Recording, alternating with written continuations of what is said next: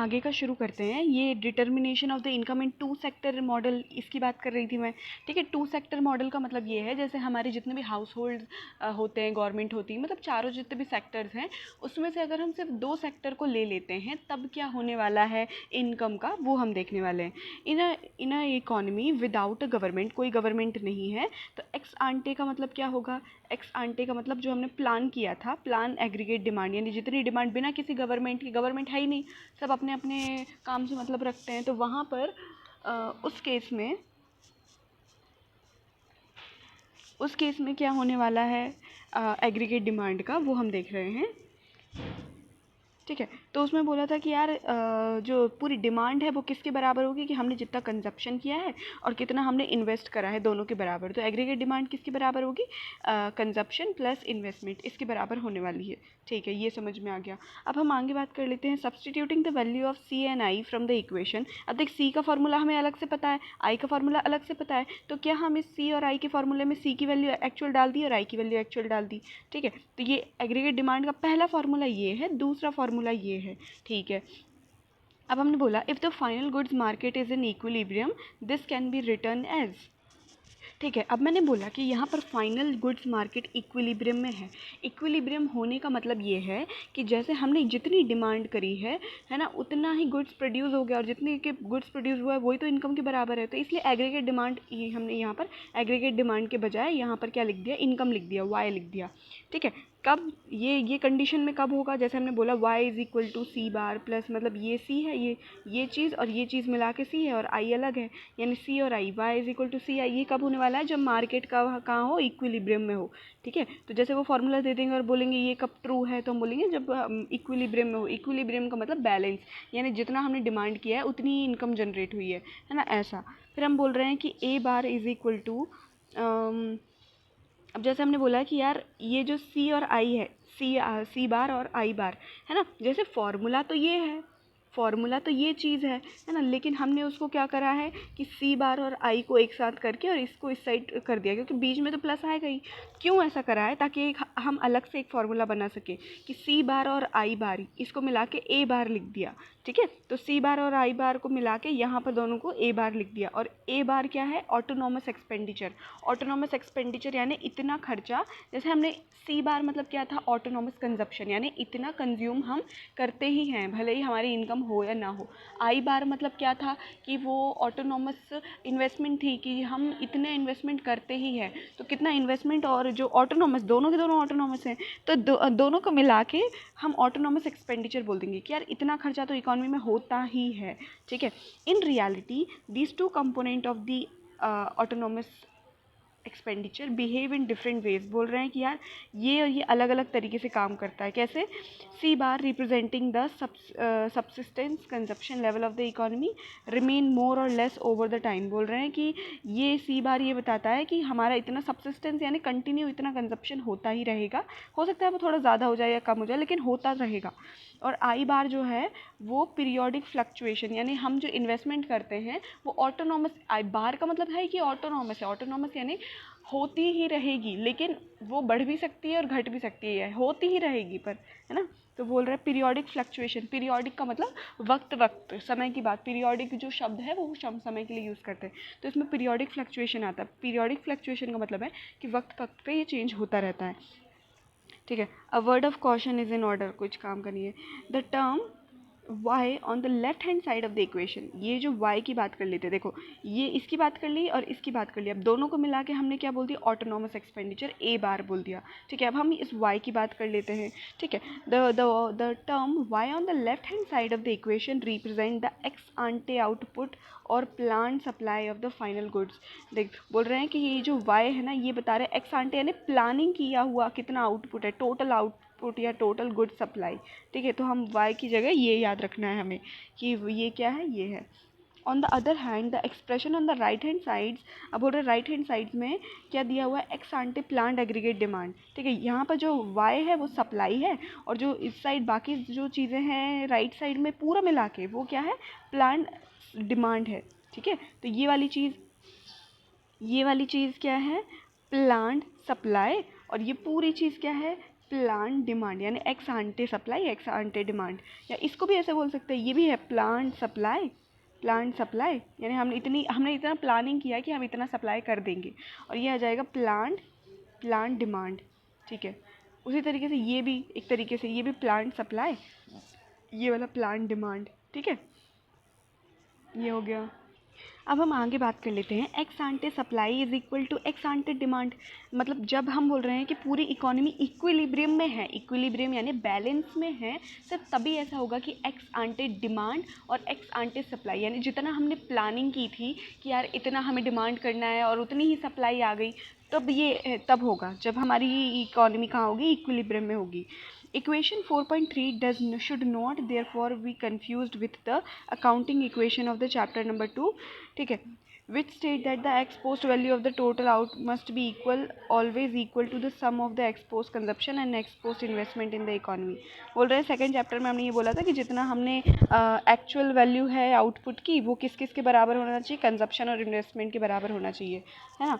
If ex ante demand for final goods fall short, बोल रहे हैं कि यार जितना हमने डिमांड के बारे में प्लानिंग की थी कि यार हमें इतनी डिमांड होगी, जैसे मैं बोल रही हूँ कि मैं एक बिज़नेस कंपनी हूँ, मैंने ऐसा सोच के रखा था कि यार इस साल जो मेरी मतलब लोगों की तरफ से मेरी कंपनी के प्रोडक्ट की डिमांड 100 होगी, है ना, लेकिन वो उतनी नहीं हुई, लोगों ने सिर्फ 30 ही की डिमांड करी, है ना। तो the output of final goods that the producer has planned to produce in a given year will not hold।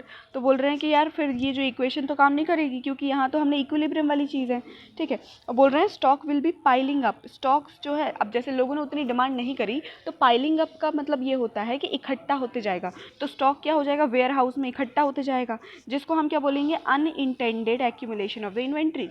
ठीक है, तो अब हम यहाँ से क्वेश्चन क्या हो सकता है, सिंपल, कि यार अनइंटेंडेड, इंटेंडेड यानी जो हमने इच्छा नहीं की थी, unintended accumulation of the inventory कब होगा, जब एक्स आंटे डिमांड यानी जितनी हमने डिमांड के बारे में सोचा था वो कम पड़ जाए, शॉर्ट हो जाए। ठीक है, और it should be noted that inventories और stock refers to that part of the output produced which is not sold. तो इन्वेंट्रीज और स्टॉक का मतलब क्या होता है, वो आउटपुट का वो पार्ट जो कि बिका नहीं है ना, और फर्म के पास ही है, ये तो हमें पता ही है। अब हम बोल रहे हैं चेंज इन इन्वेंट्री को क्या बोलते हैं, इन्वेस्टमेंट इन्वेंट्री बोलते हैं। ठीक है, और ये नेगेटिव भी हो सकती है, पॉजिटिव भी हो सकती है, मतलब बढ़ भी सकती है और घट भी सकती है। If there is a rise in inventory, जैसे हम इन्वेंट्री यानी ऐसी कोई चीज़ है जिससे, जैसे मशीन हो गई या कुछ भी हो गई, है ना, अगर हमारी इन्वेंट्री बढ़ रही है, ये स्टॉक बढ़ रहा है, तो हम उसको बोलेंगे पॉजिटिव इन्वेंट्री इन्वेस्टमेंट। लेकिन अगर हमारी इससे घट रहा है तो हम उसके बोलेंगे नेगेटिव। नेगेटिव है ना, नेगेटिव मतलब घटना, पॉजिटिव मतलब बढ़ना। अब investment inventory can takes place due to 2 reason. ठीक है, बोल रहे हैं कि यार 2 रीज़न की वजह से इन्वेंट्री इन्वेस्टमेंट हो सकती है। सबसे पहले तो ठीक है, 2 रीज़न कौन कौन से, अब ये हमें याद रखना होगा 2 रीज़न, क्योंकि यार एक रीज़न दे देंगे, बोलेंगे कौन सा इनमें से रीज़न नहीं है, which one of the following is not the reason for the inventory investment takes place, है ना। तो सबसे पहला तो हो जाएगा, firm decided to keep some stock for various reason. Inventory का मतलब होगा कि यार हमारे पास स्टॉक बच रहा है। ठीक है, पहला रीज़न तो ये है कि हो सकता है कि कंपनी वाला खुद ही चाहता हो कि हमारे पास थोड़ा स्टॉक बच जाए, तो फर्म ने ही डिसाइड किया कि कुछ स्टॉक वो रखेंगे। बहुत सारे रीज़न हो सकते हैं, इसको बोलेंगे प्लान इन्वेंट्री इन्वेस्टमेंट। ठीक है, प्लान इन्वेंट्री इन्वेस्टमेंट। और दूसरा रीज़न ये हो सकता है कि यार उतना बिका ही नहीं हमने जितना सोचा था, है ना, तो हम इसको बोलेंगे अनप्लान इन्वेंट्री इन्वेस्टमेंट। ठीक है, अब जैसे मैं यहाँ पर समझाती हूँ, जैसे मैंने बोला कि यार मैंने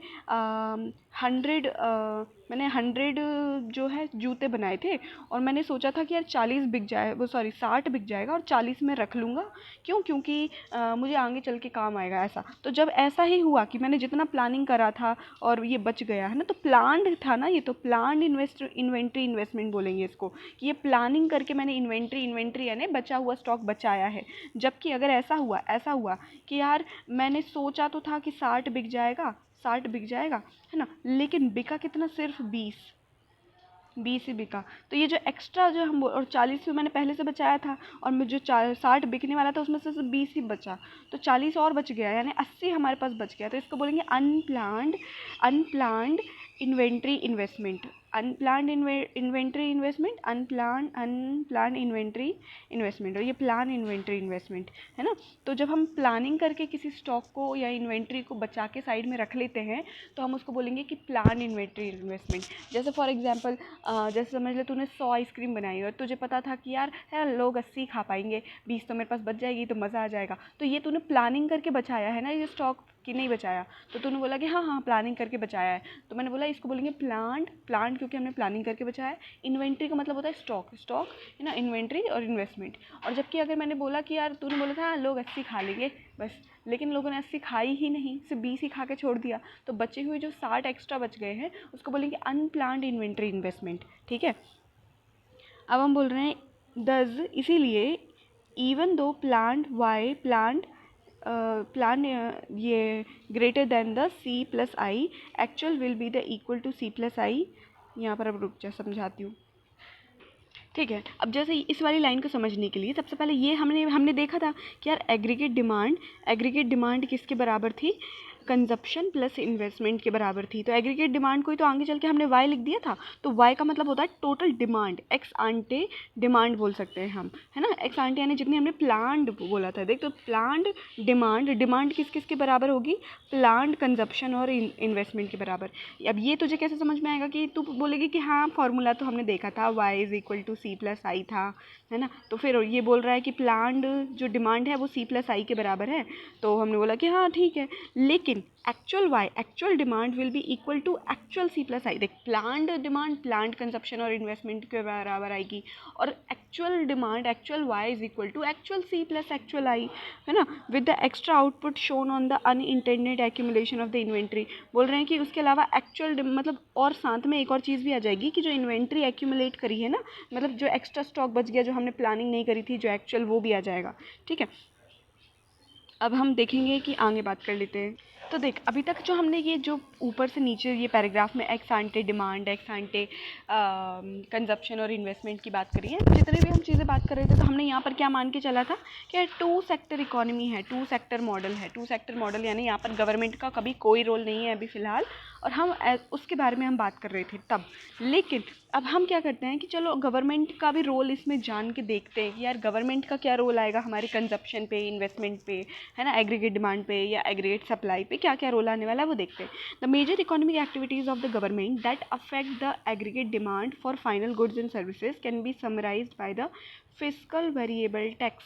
जैसे हम बोल रहे हैं कि गवर्नमेंट, जैसे जब गवर्नमेंट नहीं थी तो हम कितनी भी डिमांड करते किसी भी टाइप का कोई टैक्स नहीं लगता, है ना। जैसे मैंने ये सोना लिया, कोई टैक्स नहीं है, तो मुझे जितना मेरे पास पैसा था मैंने लिया। चांदी लिया, कोई टैक्स नहीं है। मैंने बिस्किट ली, कोई टैक्स नहीं है। लेकिन अगर गवर्नमेंट ने जैसे टैक्स लेती है ना हर चीज़ पे कि यार जैसे अगर तुम 5 रुपये की चीज़ खरीद रहे हो या फिर 50 रुपये की चीज़ खरीद रहे हो तो 1 रुपये हमें देना पड़ेगा। लेकिन अगर गवर्नमेंट ने ये टैक्स बहुत बहुत बहुत बढ़ा दिया, मान लेते हैं कि यार बिस्किट है 3 रुपये की और गवर्नमेंट 6 रुपये टैक्स ले रही है, तो 3 रुपये की बिस्किट और 6 रुपये गवर्नमेंट टैक्स ले रही है, यानी कि उसी 3 रुपये की बिस्किट के लिए तो जब 9 रुपये देने पड़ेंगे, तो तू क्या बिस्किट लेगी? तो तू बोलेगी कि नहीं नहीं नहीं नहीं मैं नहीं लूँगी क्योंकि टैक्स इतना लग रहा है तो मैं नहीं लूँगी, है ना। जैसे अपन मीशो पे शॉपिंग करते हैं और अपन देखते हैं कि यार डिलीवरी फ्री नहीं है, मतलब टैक्स लग रहा है, तो तू शॉपिंग करती है क्या? तो नहीं नहीं नहीं नहीं फ्री डिलीवरी नहीं है, हम शॉपिंग नहीं करेंगे।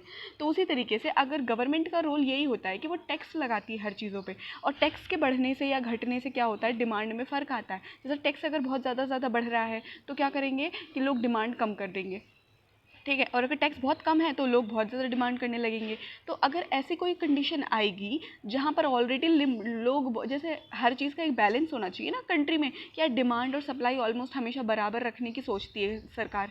लेकिन अगर किसी कंट्री में बहुत ज़्यादा डिमांड हो गई और सप्लाई उतनी है नहीं, तो गवर्नमेंट को क्या करना चाहिए? टैक्स बढ़ा देना चाहिए। क्यों? टैक्स बढ़ाने से क्या होगा कि लोग डिमांड कम करेंगे, तो जो बढ़ी हुई चीज़ तो हमने उसको नॉर्मल ले आए, है ना। हर चीज़ को नॉर्मल लाना होता है। जैसे अगर किसी का बीपी बढ़ रहा होता है तो हम ऐसा थोड़ी कोई काम करते हैं जिससे और बीपी बढ़ जाए, नहीं। हम क्या करते हैं कि ऐसी चीज़ें करते हैं जिससे कि वो नॉर्मल हो जाए, यानी नीचे लाने की कोशिश करते हैं। वैसे ही डिमांड और सप्लाई को हमें क्या करना होता है? बैलेंस रखना होता है। कोई भी चीज़ दोनों में से बहुत ज़्यादा बढ़ना सेहत के लिए, कंट्री की अच्छा नहीं है। तो हमने बोला कि अगर बहुत ज़्यादा अगर कोई डिमांड कर रहा है तो हम डिमांड को कम करना चाहेंगे। कैसे डिमांड को कम करेंगे? टैक्स बढ़ा के, है ना। तो हम इसको बोलते हैं, गवर्नमेंट क्या करती है? फिस्कल वेरिएबल टैक्स और गवर्नमेंट एक्सपेंडिचर। सिर्फ 2 तरीक़ों से गवर्नमेंट डिमांड और सप्लाई को कंट्रोल करती है, ठीक है। जैसे मैंने बोला कि यार अगर जैसे हमारे पास बहुत ज़्यादा पैसा आ गया लोगों के पास और हम बहुत ज़्यादा डिमांड कर रहे हैं, तो दो चीज़ें, ये गवर्नमेंट टैक्स के साथ क्या करेगी, टैक्स बढ़ा देगी, टैक्स बढ़ा देगी, है ना। और गवर्नमेंट एक्सपेंडिचर का मतलब ये है कि लोगों को एम्प्लॉयमेंट देना, है ना, लोगों को एम्प्लॉयमेंट देना और उसके थ्रू लोगों को सैलरी देना। तो मान ले लोग बहुत ज़्यादा डिमांड कर रहे हैं, यानी बहुत पैसा है उनके पास, तो गवर्नमेंट और ज़्यादा उनको एम्प्लॉयमेंट देगी क्या, और ज़्यादा उनको पैसा देगी क्या, नहीं। तो हम ये गवर्नमेंट जो एक्सपेंडिचर है वो कम कर देगी। एक्सपेंडिचर का मतलब ये है कि जैसे अगर गवर्नमेंट ने किसी को जॉब दी तो वो उसके लिए तो मतलब जो इंसान को दी है उसके लिए तो मस्त सैलरी आ गई, उसकी तो डिमांड बढ़ जाएगी, लेकिन गवर्नमेंट के लिए तो वो एक्सपेंडिचर है ना, तो इसलिए इसको एक्सपेंडिचर बोल रहे हैं। तो अगर जैसे हम बोल रहे हैं कि एग्रीगेट डिमांड बहुत ज़्यादा बढ़ रही है, जैसे यहाँ पर मैं देख लेती हूँ, एग्रीगेट डिमांड बहुत ज़्यादा बढ़ गई है, लोगों के पास बहुत पैसा आ रहा है, तो गवर्नमेंट क्या सोचेगी, गवर्नमेंट सोचेगी कि चलो टैक्स बढ़ा दो, टैक्स बढ़ाने से क्या होगा, डिमांड लोग कम करेंगे और लोगों के पास बहुत ज़्यादा ऑलरेडी पैसा है, तो गवर्नमेंट जो एक्सपेंडिचर है वो कम कर दो। गवर्नमेंट एक्सपेंडिचर यानी उनको जॉब मत दो लोगों को, जिससे कि उनके पास पैसा कम होगा, तो इससे भी डिमांड कम हो जाएगी। तो ये देख, ये चीज़ प्रॉब्लम कर रही थी ना कि ये चीज़ बढ़ गई थी, तो अब हमने उसको कम कर दिया, यानी कि नॉर्मल लेवल पर ले आए, ठीक है। लेकिन अगर एग्रीगेट डिमांड कम है, यानी लोग डिमांड ही नहीं कर रहे हैं, तो हम क्या करेंगे, यार लोग डिमांड करें जिससे कि हमारा देश ग्रो हो, तो हम क्या करेंगे, गवर्नमेंट टैक्स को कम कर देगी, जिससे लोगों की एग्रीगेट डिमांड धीरे धीरे बढ़ेगी। देख पहले बहुत कम थी, अब धीरे से बढ़ रही है, यानी हम नॉर्मल पे ले आए हैं। और देख एग्रीगेट डिमांड कम होने का मतलब ये है कि लोगों के पास अभी पैसा नहीं है, ठीक है। अब पैसा नहीं है तो हम क्या करें, उनको जॉब ना दें तो उनके पास और पैसा नहीं आएगा। तो हमें क्या करना है, जब एग्रीगेट डिमांड कम है तो हमें जॉब देनी है, यानी कि गवर्नमेंट को एक्सपेंडिचर बढ़ाना पड़ेगा, एक्सपेंडिचर बढ़ाना पड़ेगा, यानी जॉब देनी पड़ेगी लोगों को, है ना, जिससे कि एग्रीगेट डिमांड बढ़ जाएगी। यानी पहले कम थी और अब इस गवर्नमेंट के तरीकों से वो बढ़ गई है ना। तो मतलब किस कंडीशन में गवर्नमेंट क्या करेगी, वो देख, गवर्नमेंट एक्सपेंडिचर मतलब समझ रही है, गवर्नमेंट एक्सपेंडिचर यानी रोड बनाना जिससे लोगों को रोज़गार मिले, बिल्डिंग बनाना जिससे लोगों को रोज़गार मिले, उनको कोई नौकरी देना जिससे उनको रोज़गार मिले। लेकिन गवर्नमेंट के लिए एक्सपेंडिचर है, इसीलिए हमने उसको एक्सपेंडिचर बोल दिया है, ठीक है। तो ये समझ में आ गया अब हमें कि एट दिस पॉइंट हमने गवर्नमेंट को जैसे ही हमने इंट्रोड्यूस किया है, ठीक है, गवर्नमेंट को इंट्रोड्यूस कर लिया, तो दो चीज़ें गवर्नमेंट लागू करती है, फिस्कल वेरिएबल टैक्स और government expenditure, both autonomous to our analysis. देखो हमारे लिए तो वो दोनों ऑटोनॉमस है, मतलब वो अपने आप काम करता है, गवर्नमेंट के लिए नहीं है। लेकिन अगर हम, जैसे मैं नॉर्मल इंसान हूँ तो मेरे लिए तो वो ऑटोनॉमस है, इसमें कोई ज़्यादा खास से इंपॉर्टेंट नहीं है। बस यहाँ पर हमें इस लाइन से याद रखनी है कि गवर्नमेंट के आने से एग्रीगेट डिमांड किस किस फैक्टर से वो कंट्रोल करती है, तो दो चीज़ों से वो कंट्रोल करती है, वेरिएबल टैक्स से और गवर्नमेंट एक्सपेंडिचर से, ठीक है। अब हम बोल रहे हैं government through its expenditure, government उसके एक्सपेंडिचर मतलब रोड बनाना, बिल्डिंग बनाना, रोज़गार देना लोगों को, ठीक है, on final goods and services adds to aggregate demand like other firms and household. तो देख यहाँ पर ये बोल रहा है कि गवर्नमेंट एक्सपेंडिचर के थ्रू जो सरकार है वो एग्रीगेट डिमांड को बढ़ाती है या घटाती है। तो बोलेगी यार अगर वो एक्सपेंडिचर ज़्यादा कर रही है तो यानी लोगों को रोज़गार ज़्यादा मिल रहा है तो लोग ज़्यादा डिमांड करेंगे, तो जो गवर्नमेंट एक्सपेंडिचर से एग्रीगेट डिमांड बढ़ती है ना। अगर हमने देख, जैसे हमने बोला यहाँ पर देखना, गवर्नमेंट एक्सपेंडिचर कम हुआ तो डिमांड भी कम हुई, गवर्नमेंट एक्सपेंडिचर बढ़ा तो एग्रीगेट डिमांड भी बढ़ी। यानी जो चीज़ सेम सेम चल रही होती, जैसे तू जाएगा तो मैं भी जाऊंगी, तो इसको बोलते हैं डायरेक्टली प्रोपोर्शनल, तू कम होगा तो मैं भी कम होंगी, तो इसको भी बोलते हैं डायरेक्टली प्रोपोर्शनल। लेकिन अगर तू इधर जाएगा तो मैं उधर जाऊंगी, तो इसको बोलते हैं इन्वर्सली प्रोपोर्शनल, इन्वर्सली यानी उल्टा। तो हमने बोला गवर्नमेंट एक्सपेंडिचर और एग्रीगेट डिमांड का रिश्ता क्या है, डायरेक्टली प्रोपोर्शनल है, ये बात याद रहेगी, वेरी गुड, ये याद रहेगी। दूसरी तरफ हमने बोला कि टैक्स, जैसे टैक्स अगर बढ़ेगा तो डिमांड लोग कम करेंगे और टैक्स अगर कम होगा तो लोग ज़्यादा डिमांड करेंगे। तो देख उल्टा है ना, ये चीज़ बढ़ रही है, टैक्स बढ़ रहा है तो लोग डिमांड कम कर रहे हैं, टैक्स घट रहा है तो लोग डिमांड ज़्यादा कर रहे हैं, यानी इसका रिश्ता उल्टा है। तो हम बोलेंगे कि fiscal tax is inversely proportional to aggregate demand. ये इन्वर्सली का मतलब देख, सीधे सामने सामने लिखते तो डायरेक्टली हो जाता, हमने अपॉन करके नीचे लिखा है, इसका मतलब इन्वर्सली है, यानी ये चीज़ अगर बढ़ेगी तो जो दूसरी चीज़ है वो घटेगी, है ना, और ये चीज़ अगर घटेगी तो दूसरी चीज़ बढ़ेगी, इसको इन्वर्सली प्रोपोर्शनल बोलते हैं, ठीक है। ये समझ में आ गया हमें।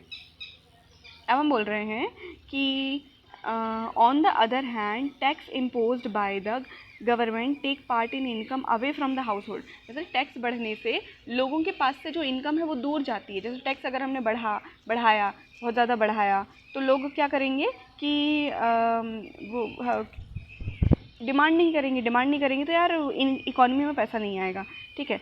तो therefore Y demand is equal to Y minus T, ठीक है, अभी हम इसको समझेंगे कि क्या क्या होता है। तो देखिए यहाँ पर हमने बताया है कि वाई डी का मतलब होता है कि जो इंसान के हाथ में जितनी इनकम आएगी एक्चुअल इनकम, उसको बोलते हैं वाई डिस्पोजेबल, यानी इंसान के पास एक्चुअल कितनी इनकम आएगी वो आएगी कि उसकी नॉर्मल इनकम जितनी थी उसमें से टैक्स हटा दो तो जितना उसके पास बचेगा वो उसकी डिस्पोजेबल इनकम हो जाएगी। फॉर एग्जाम्पल जैसे मैं एक वर्कर हूँ, ठीक है, मेरी सैलरी है 10,000, लेकिन गवर्नमेंट टैक्स लगाती है मुझ पे। जैसे मेरी सैलरी है यहाँ पर मैं बताती हूँ, जैसे मेरी सैलरी है 10,000, 10,000 में से गवर्नमेंट ने टैक्स 10,000 में से गवर्नमेंट ने टैक्स ले लिया 1,000 यहाँ पर 1,000 समझ जाना, 1,000 टैक्स ले लिया। तो मेरी सैलरी तो वाई तो ये थी, लेकिन टैक्स उसमें से 1,000 कटने के बाद जो मुझे डिस्पोजेबल यानी जितने मेरे पास मेरे हाथ में आएगी 9,000 आएगी, तो उसको बोलेंगे डिस्पोजेबल इनकम। डिस्पोजेबल का इनकम मतलब मेरे हाथ में आने वाली जो इनकम है वो, ठीक है। तो डिस्पोजेबल इनकम किसके बराबर होती है कि हमारी नॉर्मल इनकम माइनस टैक्सेस, ठीक है। अब हम बोल रहे हैं कि ये हमें समझ में आ गया। House hold spends only a fraction of the disposable income. अब जैसे मैंने बोला कि तेरी डिस्पोजेबल इनकम ये 9,000 है, तो ये तो 9,000 के 9,000 खर्च तो नहीं करते हैं लोग जनरली, तो हाउस होल्ड क्या करेगी, इससे लेस, डिस्पोजेबल इनकम से लेस खर्च करते हैं। तो अगर कोई सेंटेंस बोला कि household spend less than their disposable income, तो बोलेगी यार डिस्पोजेबल इनकम से लेस खर्च करते हैं, तो बोलेगी हाँ हाँ वेरी गुड, यही तो बात है, यही सही है। तो हमने बोला house hold spends only a fraction of the disposable income. Fraction का मतलब होता है पार्ट, ठीक है। तो उनकी डिस्पोजेबल इनकम का एक थोड़ा सा पार्ट ही वो खर्च करते हैं for their consumption purpose, consumption के लिए। इसीलिए इक्वेशन को इस तरीके से हम इक्वेशन क्या थी, y is equal to C bar I bar plus small C और कैपिटल Y थी, है ना। कैपिटल Y यहाँ पर इनकम थी, लेकिन यार ये इनकम तो वो खर्च नहीं करते, तो इनकम का ये एक्चुअल डिस्पोजेबल इनकम को मैंने यहाँ पुट कर दिया कि यार एक्चुअल तो वो इतना खर्च करते हैं, ठीक है। अब हमने बोला कि यार गवर्नमेंट का रोल भी आ गया है, इसीलिए ये जो फार्मूला है, ये फार्मूला कब है, जब हम गवर्नमेंट को इंट्रोड्यूस कर रहे हैं, है ना। और ये जो फार्मूला है, ये वाला जो फार्मूला है, ये फार्मूलेज जो हैं, ये तो वो फार्मूला है जब गवर्नमेंट नहीं थी। तो देख गवर्नमेंट नहीं थी तो वहाँ पर जो गवर्नमेंट एक्सपेंडिचर यानी जी भी नहीं था यहाँ, और ना ही वहाँ पर y माइनस टी यानी टैक्स भी नहीं था। देख गवर्नमेंट नहीं है तो टैक्स भी नहीं है, गवर्नमेंट नहीं है तो टैक्स भी नहीं है, गवर्नमेंट नहीं है तो टैक्स भी नहीं है ना। लेकिन यहाँ पर हमने क्या करा है, अब देखिए यहाँ पर हमने फार्मूला पहले क्या था और अब क्या था वो हम देखते हैं, ठीक है। पहले क्या था, पहले था y is equal to C bar plus I bar plus small C और y, ये था, ठीक है। लेकिन अब हमने बोला कि यार ये जो टोटल डिमांड है इसमें गवर्नमेंट एक्सपेंडिचर आने से मतलब हमारी डिमांड बढ़ेगी ना। गवर्नमेंट एक्सपेंडिचर और डिमांड का जो रिलेशन था वो कैसा था, डायरेक्टली था, यानी अगर गवर्नमेंट एक्सपेंडिचर बढ़ाएगी उसका तो हमारे पास ज़्यादा इनकम आएगी, तो इसीलिए हमने उसमें जोड़ दिया क्योंकि हमारे पास बढ़ेगी ना चीज़, तो हमने जी प्लस को ऐड कर दिया, जी को ऐड कर दिया यानी गवर्नमेंट एक्सपेंडिचर को ऐड कर दिया। फिर हमने सोचा यार ये जो हमारे पास ये इनकम लिखी है, ये जो इनकम है ये पुराने फार्मूले में जब गवर्नमेंट नहीं थी तब की है, लेकिन हमारी इनकम जब गवर्नमेंट आने के बाद ये नहीं रहती है, मतलब जितनी हमारी इनकम है वो हमारे हाथ में नहीं आती है, बल्कि y माइनस टी आती है। तो हम इसको हटा के यहाँ पर हमने y माइनस टी लगा दिया। तो देख पुराने फार्मूले के हिसाब से y तो सही है, ये जो y है ये y है वो तो सही है, सी बार भी सही है, यहाँ आई बार भी सही है, ठीक है। जी को हमने बढ़ाया है और ये जो y था उसकी जगह पे हमने y माइनस टी लिखा है, ठीक है। ये गवर्नमेंट आने से ये होता है, ठीक है। अब हम बात कर लेते हैं, ठीक है, तो हमें ये समझ में आ गया। अब आगे हम बात कर लेते हैं, ये नोट करने के लिए क्या बोल रहा है कि g माइनस सी टी। अब जैसे अगर हम इस इक्वेशन को और भी सॉल्व करेंगे ना, तो देख c के अंदर ये c और ब्रैकेट लगा हुआ है, यानी c का मल्टीप्लाई y से और माइनस c का मल्टीप्लाई t से, तो cy माइनस सी टी हो जाएगा इस तरीके से, है ना। तो बोल रहे हैं g minus C T like c bar और i बार। c बार क्या था, ऑटोनॉमस कंजप्शन, और i बार क्या था, autonomous investment. Just adds to the autonomous term a, it does not significantly change the analysis in any ways. तो मतलब बोल रहे हैं कि ये बाकी जो चीज़ें वो भी ऑटोनॉमस की तरह ही काम करेंगी बस यहाँ पर, ठीक है, और बाकी यहाँ पढ़ने की ज़रूरत नहीं है आगे, ठीक है। और डिटर्मिनेशन ऑफ, अब अगला क्या है, determination of the equilibrium income in the short run. अब यहाँ पे बोल रहे हैं we would recall that in micro economics theory when we analyse the equilibrium of demand and supply in a single market. एक ही मार्केट में जब हम उसकी बात कर रहे थे तो डिमांड और supply curve determine the equilibrium price and equilibrium quantity. बोल रहे थे हाँ ठीक है, माइक्रो में हमने जो पढ़ा है उसको याद करो एक बार थोड़ा। अब बोल रहे हैं in macro economics theory we proceed in 2 steps, 2 steps में हम डिमांड और सप्लाई के बारे में बात करेंगे। माइक्रो इकोनॉमिक्स में क्या कर रहे थे कि यार वहाँ पर तो हम 2 ही इंसान ले रहे थे ना कि mango banana mango banana mango banana, ऐसे कर रहे थे वहाँ पर कि यार एक इंडिविजुअल 2 इंडिविजुअल। लेकिन मैक्रो इकोनॉमिक्स में हम क्या करेंगे, पूरे के पूरे देश की बात करेंगे, तो ये थोड़ा सा अलग होगा। फर्स्ट स्टेज में we work out a macro economics equilibrium taking the price level fix.